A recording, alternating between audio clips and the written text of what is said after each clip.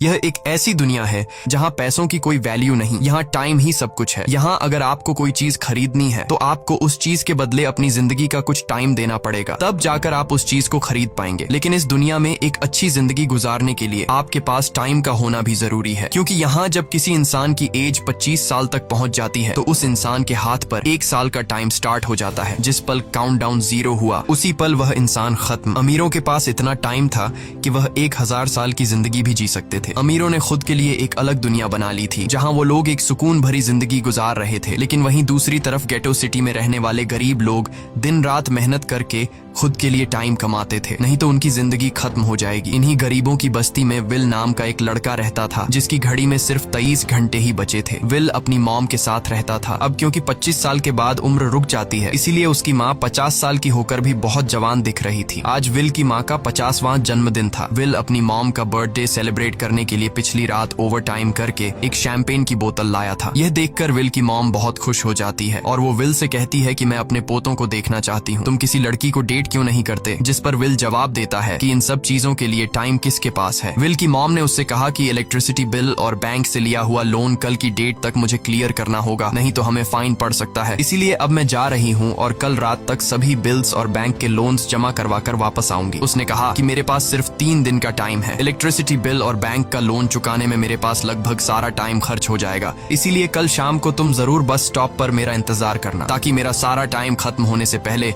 मैं तुमसे कुछ टाइम ले सकूं। इस पर विल ने कहा ठीक है, मैं टाइम पर पहुंच जाऊंगा। जाने से पहले विल की माँ विल के हाथ को छूकर उसकी बॉडी में 30 मिनट ट्रांसफर करती है ताकि विल अच्छा नाश्ता खरीद कर खा सके। इसके बाद दोनों अपने अपने काम पर निकल गए। रास्ते में विल के पास एक छोटी बच्ची आती है। वो विल को एक कैप्सूल देकर विल से उसका थोड़ा सा टाइम मांगती है। विल मुस्कुराते हुए उस छोटी बच्ची को कैप्सूल में अपनी जिंदगी का 5 मिनट का टाइम दे देता है और वह चली जाती है। यहाँ हमें पता चलता है कि यह लोग अपने टाइम को एक कैप्सूल में स्टोर भी कर सकते हैं, जिससे यह लोग कभी भी यूज और ट्रांसफर कर सकते हैं। इसके बाद विल काम के लिए फैक्ट्री पहुंच जाता है। काम शुरू करने से पहले वह कॉफी लेने जाता है, लेकिन वहां वह देखता है कि हर एक चीज का दाम डबल हो गया है। जहां पहले कॉफी 2 मिनट की मिलती थी, अब उसका प्राइस डबल होकर 4 मिनट हो चुका है। यहाँ पर कभी भी किसी चीज का भी दाम बढ़ा दिया जाता है बिना किसी अनाउंसमेंट के। ये बात विल को बहुत बुरी लगती है। मजबूरी में विल ने भी कॉफी के लिए अपनी जिंदगी के 4 मिनट पे किए और काम पर लग गया। दिन भर के काम के बाद रात के वक्त विल अपने दोस्त के साथ एक बार में जाता है। विल का दोस्त एक नंबर का शराबी था। वह हर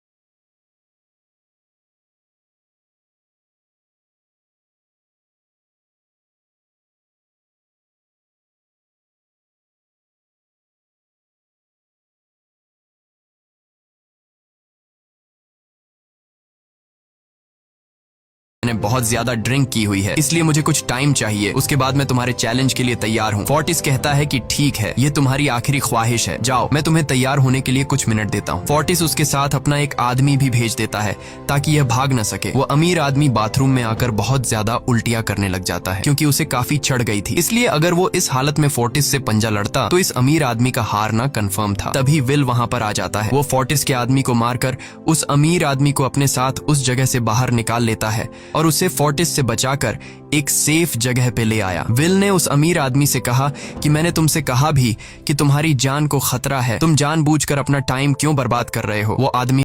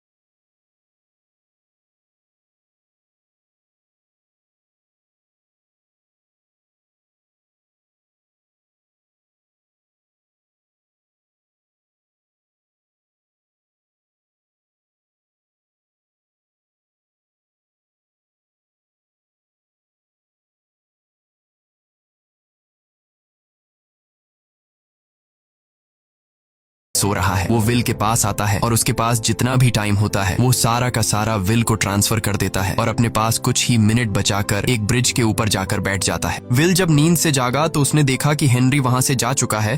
तभी हमेशा की तरह नींद से जागने के बाद विल ने अपनी घड़ी में नजर डाली। विल की घड़ी में 116 साल ऐड हो चुके थे। यह देखकर उसकी आंखें खुली की खुली रह गईं। उसे लगा कि वो अभी भी नींद में है और सपना देख रहा है। इसी दौरान विल की नजर विंडो पर पड़ी जिस पर लिखा था, मेरा टाइम बर्बाद मत करना। वो समझ जाता है कि हेनरी ने मुझे अपना सारा समय दे दिया है। तभी विल ने हेनरी को दूर एक ब्रिज के किनारे पर बैठे देखा। विल जल्दी से हेनरी की तरफ भागा, लेकिन अब बहुत देर हो चुकी थी क्योंकि हेनरी के पास अब बस कुछ ही सेकंड्स बचे थे और थोड़ी देर बाद वो एक झटके से मरकर ब्रिज से नीचे पानी में गिर गया। विल को हेनरी की मौत का बहुत ज्यादा दुख होता है। अब विल के पास 116 साल की जिंदगी थी और वो समझ जाता है कि अगर मैं यहाँ पर रहा तो लोग समझेंगे कि हेनरी को इसी ने मारा है। विल जल्दी से अपने दोस्त के पास जाता है। विल का दोस्त विल के हाथ में इतना सारा टाइम देखकर शॉक रह जाता है, जिसके बाद विल ने अपने दोस्त को दोस्ती की खातिर 10 साल का टाइम दिया। ये देखकर विल का दोस्त उसका दिल से शुक्रिया अदा करता है। विल कहता है कि यहाँ रहना मेरे लिए अब ठीक नहीं, क्योंकि इतने ज्यादा टाइम को देखते हुए मेरा टाइम छीनने के लिए कोई भी मुझे मार सकता है। अब मैं अपनी माँ के लिए ग्रीनविच सिटी में एक अच्छा सा घर खरीद सकता हूँ।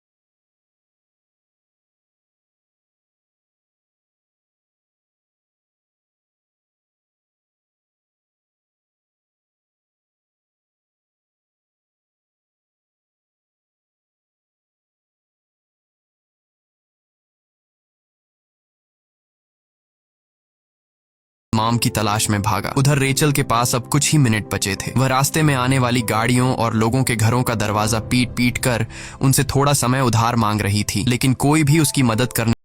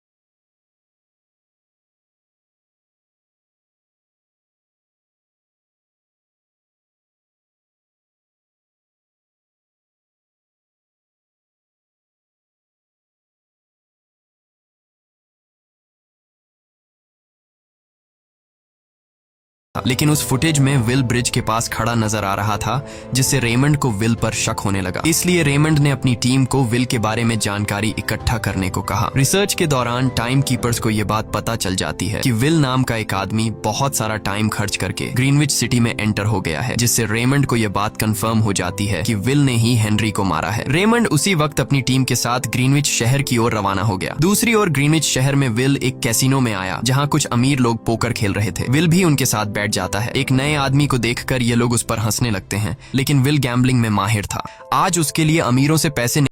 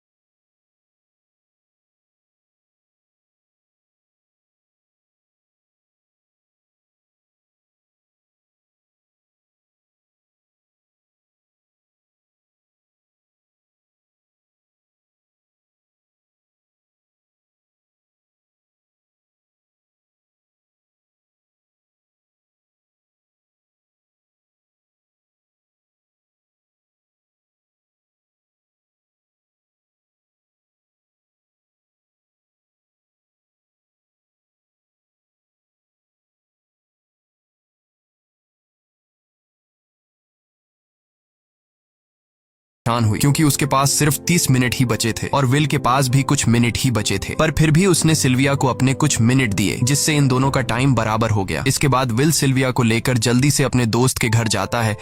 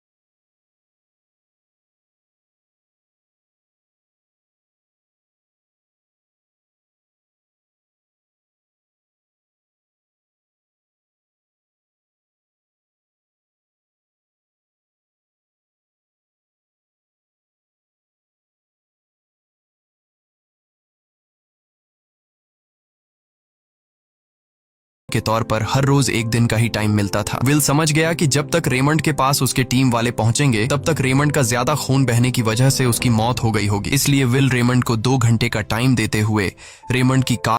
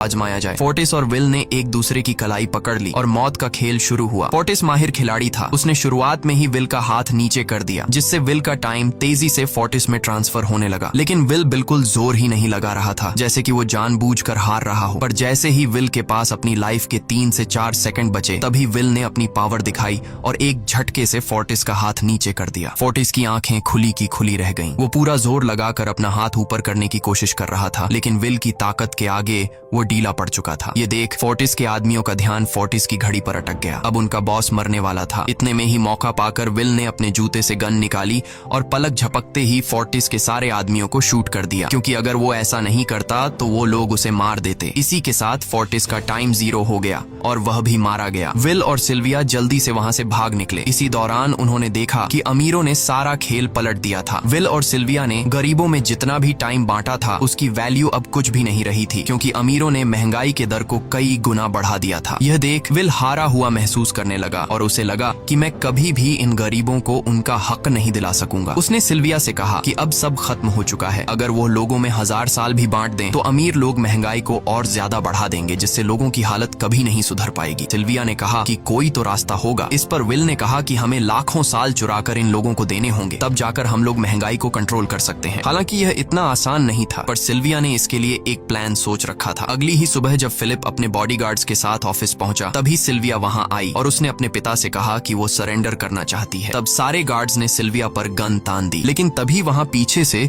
गार्ड के बेस में छिपा विल वहां आ पहुंचा। उसने फिलिप के सर पर गन रखी और उसके जरिए लॉकर का दरवाजा खुलवाया। विल और सिल्विया ने फिलिप के लॉकर से एक टाइम कैप्सूल चुरा लिया, जिसमें 10 लाख साल का टाइम मौजूद था। इस टाइम कैप्सूल का एक साल गरीबों की ही मौत से आया था। विल और सिल्विया वह टाइम कैप्सूल लेकर भाग जाते हैं। इधर रेमंड को जब यह बात पता चली तो वह फौरन विल और सिल्विया के पीछे लग गया। जब रेमंड ने अपने हाथ पर घड़ी को देखा तो उसके पास 1 घंटे से भी कम टाइम बचा हुआ था। वह हेडक्वार्टर कॉल करके कहता है कि मुझे मेरी सैलरी कैप्सूल में भेज दो, मेरे पास टाइम कम है। लेकिन इससे पहले कि वह अपनी बॉडी में कैप्सूल से टाइम ट्रांसफर कर पाता, उसे विल की कार दिख जाती है और वह कैप्सूल से अपनी बॉडी में बिना टाइम ट्रांसफर किए उनके पीछे लग जाता है, क्योंकि अगर वो 10 10 लाख साल गरीबों को मिल जाते तो गेटो टाइम जोन का हर एक इंसान अमर हो जाता और अमीरों का बनाया पूरा सिस्टम तहस नहस हो जाता। रेमंड ने विल और सिल्विया को पकड़ने के लिए अपनी पूरी जी जान लगा दी, लेकिन वो उन्हें रोक नहीं पाया। विल और सिल्विया रेमंड को चकमा देकर गेटो शहर आ गए